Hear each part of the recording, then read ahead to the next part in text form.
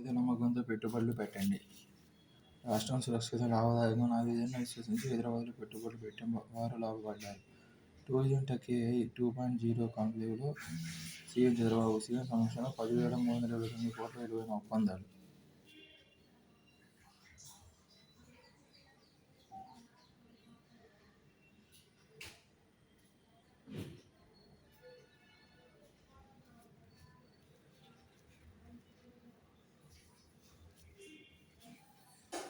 ద్విచక్ర వాహనంతో 2 హెల్మెట్లు తప్పనిసరి, తయారీదారులకు కేంద్ర ప్రభుత్వ షరతు.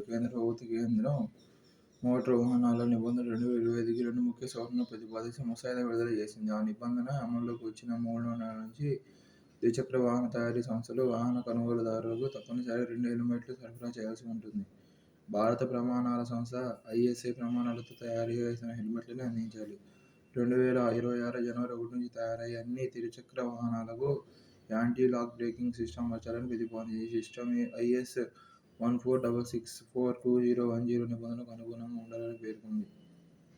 ఈ 2 సవరణలపై అభ్యంతరాలు, సూచనలు, సలహాలు ఉంటే 30 రోజుల్లోగా మెయిల్ చేయాలని కేంద్ర రహదారి రవాణా శాఖ తెలిపింది. ఇరాన్కు $30 బిలియన్ యురేనియం శుద్ధి ఆపితే భారీ సాయం, ఆర్థిక ఆంక్షలు సడలిస్తాం టెహ్రాన్కు అమెరికా ప్రతిపాదనలు. NRIల ఉద్యోగ కల్పనకు CXO క్లబ్, ప్రపంచంలో వివిధ కంపెనీల ప్రతినిధులతో ఏర్పాటు, యువత సమాచారం వారికి చేరవేత. ఏపీ NRTS అధ్యక్షుడు వేమూరి రవికుమార్. తెల్లబోతున్న రొయ్య, వాతావరణ మార్పులతో పెరిగిన వ్యాధుల తీవ్రత, రైతుకు ఎకరాకు లక్షకు పైగా నష్టం. రేమండ్ సంస్థకు ప్రత్యేక ప్యాకేజీ ప్రోత్సాహకాలు. గార్మెంట్, ఆటోమొబైల్, ఏరోస్పేస్ యూనిట్ల ఏర్పాటు 1,200 కోట్ల పెట్టుబడులు ఉత్తర్వులు జారీ చేసిన ప్రభుత్వం.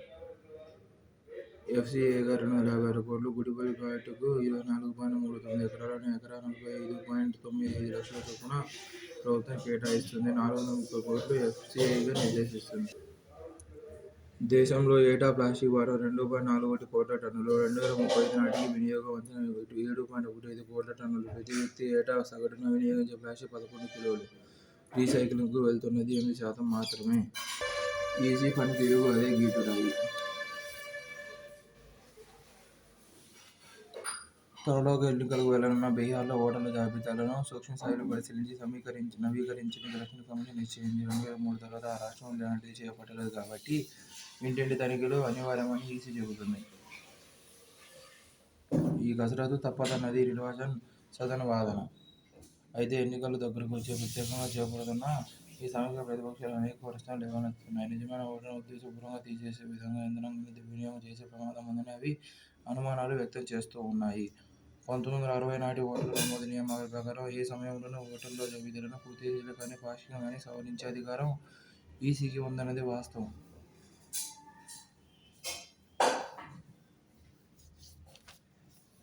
ట్రంప్ దుందుడుకుతనం, ఆధిపత్యమే లక్ష్యం.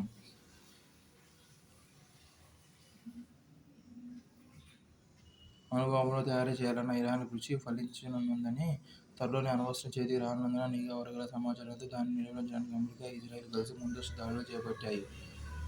మరోవైపు టెహ్రాన్ పెంచి పోషిస్తున్న హమాస్, హెజ్బుల్లా, హూతీ వర్గాలు ప్రస్తుతం బలహీనపడిన దృష్ట్యా ఇరాన్పై కథనానికి అదే అదనుగా భావించిన ఇజ్రాయెల్, అమెరికా భీకరంగా విరుచుకుపడ్డాయి. ఇరాన్ అణువాయుధాలనే కాదు, పశ్చిమాసియాలోని లెబనాన్, సిరియా, గాజాలకు వ్యాపించిన ఇరాన్ పలుకుబడులను ధ్వంసం చేయసాగాయి.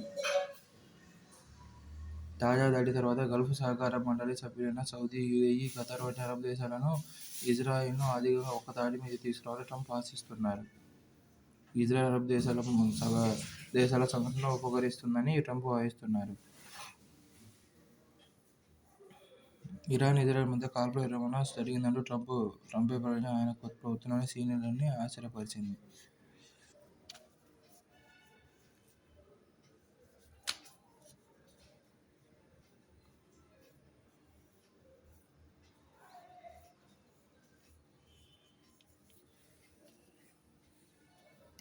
ఆశలన్నీ అమర్నాథ్ యాత్రికులపైనే.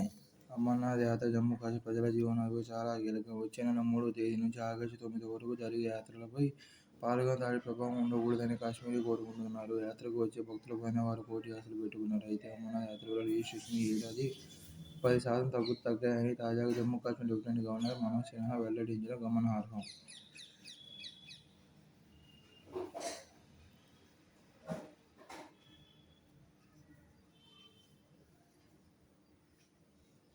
,3,900 మీటర్ల ఎత్తులోని మర్సార్ సరోవరాలకు చేరుకోవడానికి పర్వతారోహకులు ఇష్టపడతారు. ఇలా సాధారణ టూరిస్టులకు, సాహసయాత్రికులకు పాల్గొ ఎంతో ప్రీతిపాత్రమైన ప్రదేశం.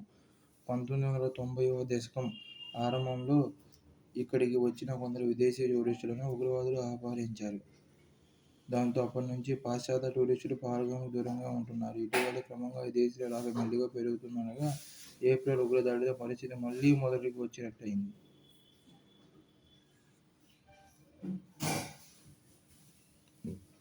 ఇరవై 24 ఏళ్ల క్రితం అమర్నాథ్ యాత్ర మార్గంలోని నన్వాన్ బేస్ క్యాంప్ మీద జరిగిన దాడిలో చాలా మంది యాత్రికులు మరణించారు. అయినా అది యాత్రను కానీ, టూరిస్టు ప్రవాహాన్ని కానీ దెబ్బతీయలేకపోయింది.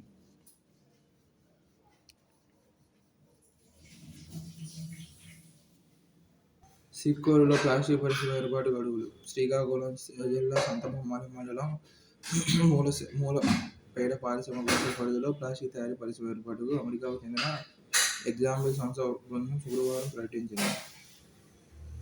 జర్మన్ విశ్వవిద్యాలయంతో అపోలో మెడ్స్కిల్స్ భాగస్వామ్యం. పసిడి ఈటీఎఫ్లో పెట్టుబడులు పెడతామని ఇంధన సంస్థను మద్దతు కోరుతున్న బీమా సంస్థలు. మంచి ప్రతిఫలాల వల్లే బంగారంపై పెట్టుబడులు పెట్టిన వారికి గత 12 నెలల వ్యవధిలో 30% ప్రతిఫలం లభించింది.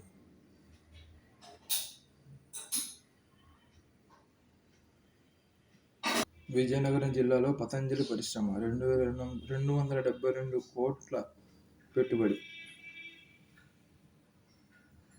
తక్కువ టోల్ రుసుము మార్గాన్ని చూపే యాప్. హిజ్బుల్లా భూగర్భ స్థావరాలపై బంకర్ బస్టర్ బాంబులు. దక్షిణ లెబనాన్లోని నబాతియా నగరంలో కొండ ప్రాంతంలో ఉన్న సంస్థ భూగర్భ స్థావరాలపై శుక్రవారం భారీగా బాంబుల వర్షం కురిపించింది. ఇందులో బంకర్ బస్టర్ బాంబులను కూడా వినియోగించింది. నబాతియా నగరంలో ఓ అపార్ట్మెంటు పైన దాడి జరిగింది. ఈ దాడిలో ఓ మహిళ మృతి చెందగా 11 మంది గాయాలయ్యాయి.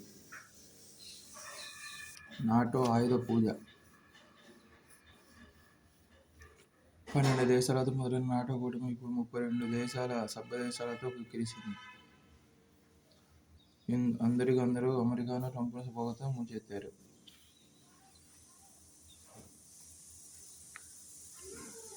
ఉక్రెయిన్కు మద్దతు కొనసాగిన ఉగ్రవాదుల తర్వాత 1950లో హంగరీ, 1958లో చెకోస్లోవేకియా, 1979లో ఆఫ్ఘనిస్తాన్ దురాక్రమణకు పూనుకున్నది. నాటోలో భాగమైన పశ్చిమ యూరోప్ దేశాలపైన ఆ మాటకొస్తే Finland, Sweden, Netherlands, Yugoslavia, Austria వంటి తటస్థ దేశాల జోలికి గానీ పోలేదు. పైగా అప్పట్లో పశ్చిమ జర్మనీ ఛాన్సలర్గా ఉన్న విల్లీ బ్రాండ్ సోవియట్ ఛత్రఛాయలో ఉన్న తూర్పు యూరోప్ దేశాలతో సఖ్యతకు ప్రయత్నించారు. అంతేకాదు స్వీడన్ ప్రధాని ఒలాఫ్ పామే ఆధ్వర్యంలో 1990లో ఒక కమిషన్ నియమించారు. రెండు యూరోప్లో విన్యాస సమస్యలు అడ్డుపడ్డాయి. వాటికి ముందే సమాధానం ఇవ్వడం ఎంతగా సంభావితంగా పరిస్థితులు.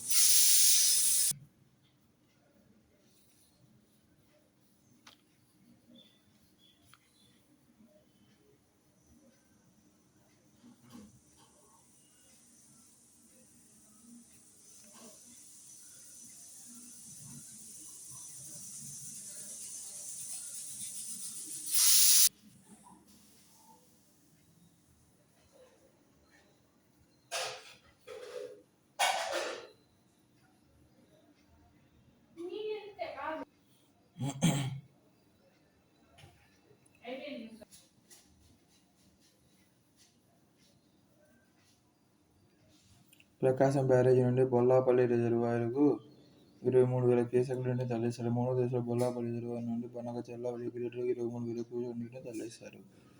మూడో దశ చాలా క్లిష్టమైనదిగా సాగునీటి నిపుణులు చెబుతున్నారు. నల్లమల పులుల అభయారణ్యంలో 34 కిలోమీటర్ల మేర సొరంగం తవ్వాలి. 2005లో ప్రారంభమైన వెలుగొండ ప్రాజెక్టు 2 సంఘాల తవ్వకం పనులు నత్తనడకన నడుస్తున్నప్పటికీ పూర్తి కాకపోవడం గమనార్హం. అత్యంత ప్రాచీన రాతి శిలలు 416 కోట్ల ఏళ్ల నాటివి కెనడాలో గుర్తించిన పరిశోధకులు. భారత్తో భారీ వాణిజ్య ఒప్పందం. త్వరలోనే కుదుర్చుకుంటాం. ఇండియాతో కలిసి పనిచేయబోతున్నాం. అమెరికా అధ్యక్షుడు డొనాల్డ్ ట్రంప్ ప్రకటన 2030 నాటికి $500 బిలియన్ వాణిజ్యం.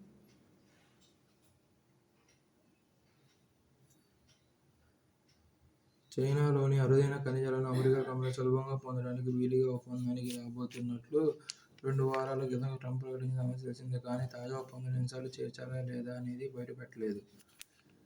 8 రోజుల 5 దేశాల త్వరలో ప్రధాని నరేంద్ర మోదీ పర్యటన. జూన్ 3, 4 తేదీల్లో టొబాగో, ట్రినిడాడ్ అండ్ టొబాగో వెళ్తారు. 1999 తర్వాత ప్రధాని ఒక్కరూ అక్కడికి వెళ్లడం ఇదే మొదటిసారి. అనంతరం జూలై 4, 5 తేదీల్లో అర్జెంటీనా వెళ్తారు. జూలై 5 నుంచి 8 వరకు జరిగే 17వ బ్రిక్స్ సమ్మిట్లో పాల్గొంటారు. చివరగా ప్రధాని మోదీ నమీబియా చేరుకుంటారు. మోదీ నమీబియాలో పర్యటించే 3వ ప్రధాని కావడం గమనార్హం. లైవ్ రేటింగ్స్లో భారత్ నంబర్1గా Tamil Nadu grand master champion Praggnanandhaa. JSW paints చేతికి డ్యూలెక్స్. అక్జోనోబల్ ఇండియా కొనుగోలు. డీల్ విలువ 12,915 కోట్లు. 4వ పెద్ద కంపెనీగా అవతరణ. సాధారణ వాటాదారులకు ఓపెన్ ఆఫర్. షేరుకి 3,418 ధరలో కొనుగోలు.